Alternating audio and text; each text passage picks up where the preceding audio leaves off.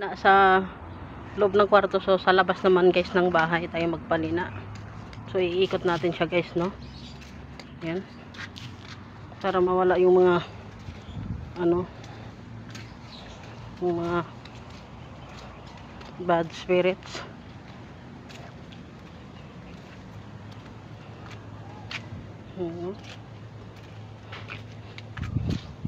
Ikot natin sa bahay.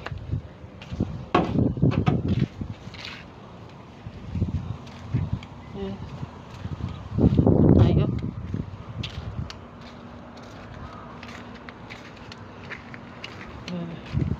Sa CR. Lagay tayo sa CR. Diyanid natin dito. Doon punta sa may malaman, no?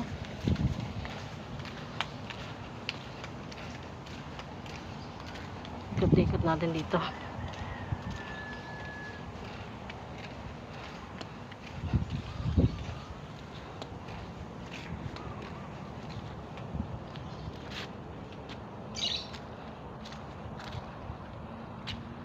Guys.